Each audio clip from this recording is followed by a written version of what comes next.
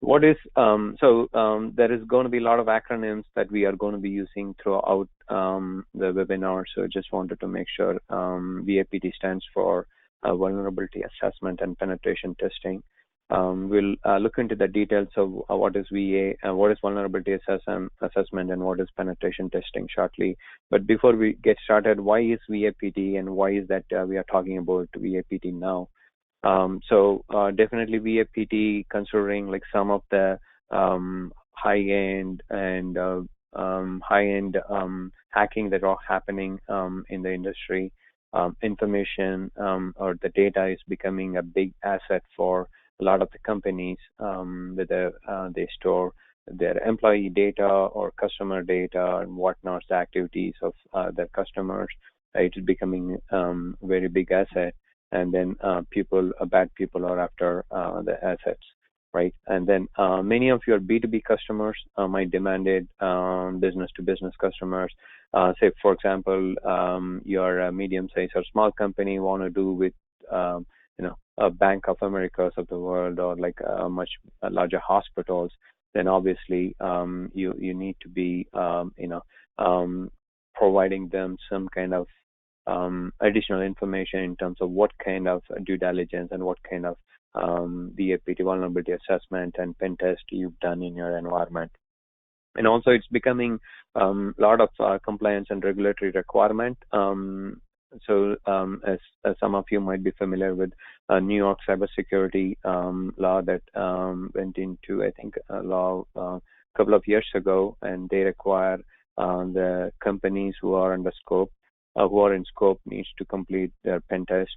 And also GDPR explicitly doesn't call out pen test, but some of the security requirements implicitly kind of requires them to have pen test done. And of course ISO and like any other compliance that you talk about has some sort of reference to pen test and vulnerability assessment, including PCA and other stuff.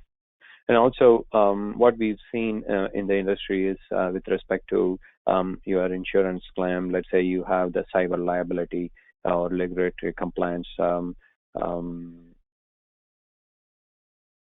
particular clause in your insurance, and then like if you want to demonstrate that you have done your due diligence, in spite of that there was a hack in your environment, or in spite of that like you had the security incident, then the VAPT reports and other things definitely helps you to get your claims without any additional follow-ups from the insurance companies and stuff.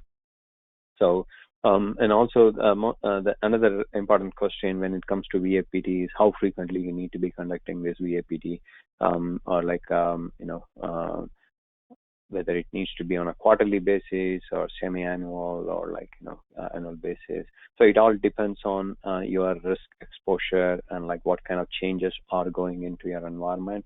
And so pretty much that's decided by the management and things. What we've seen in the industry, most of the companies that we work with, they try to conduct their VAPT at least every year or so.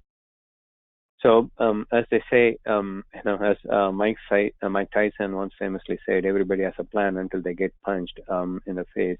So it's not about just having the plan in terms of, protecting your data, and you need to make sure that you test your plan.